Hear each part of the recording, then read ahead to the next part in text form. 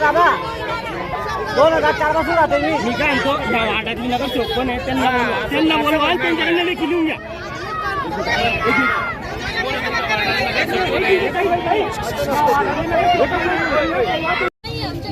प्रत्येक स्टॉपला speed breaker नाही आहे, खांब्यांची लाईट नाही आहे आणि लवकर झालाच पाहिजे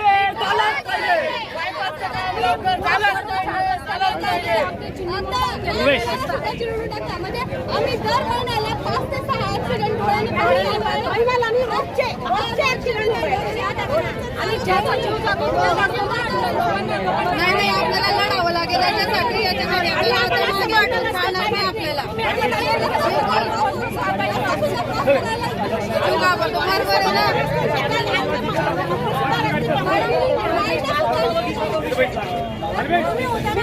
पेक्षा देखील बिकट आहे. या रस्त्याच्या कामामध्ये मोठा भ्रष्टाचार झाला असल्या कारणाने या रस्त्याचं निकृष्ट दर्जाचं काम झालेलं आहे. या रस्त्याची हायवे नंबर 6 म्हणवण्याची आज आम्हाला या ठिकाणी लाज वाटते, कारण गल्ली खेड्यातले रस्ते देखील या हायवे नंबर 6 पेक्षा चांगले.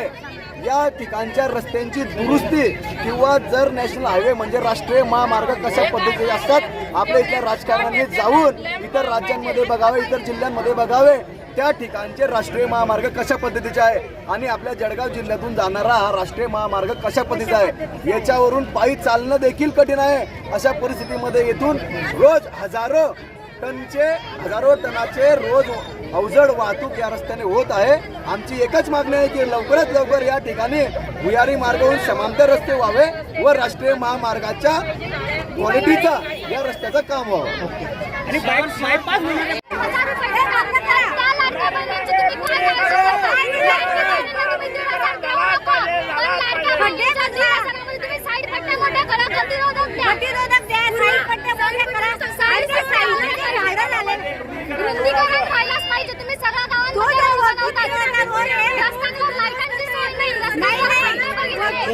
एक जण बोला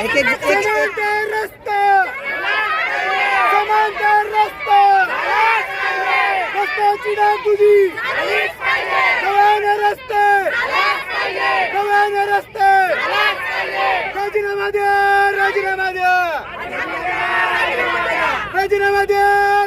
द्या समांतर रस्ते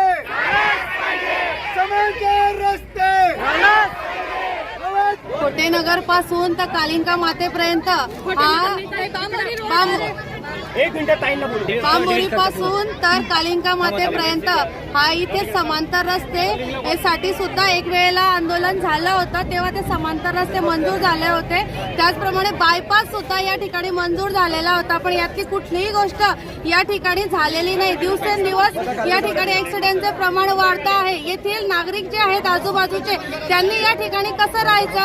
जर शक्य नसेल तर त्यांना घरं बदलून तिथे शहरामध्ये घरं द्या. त्यांचे लहान मुलं शाळेमध्ये जातात आणि याच रस्त्यावरून मंत्री महोदय गिरीश महाजन हे ये-जा करतात, परंतु त्यांना हे रस्ते दिसत नाही का? या ठिकाणी जोपर्यंत संबंधित अधिकारी येत नाही, राष्ट्रीय महामार्गाचे अधिकारी येत नाही, तोपर्यंत हे आंदोलन इथून उठणार.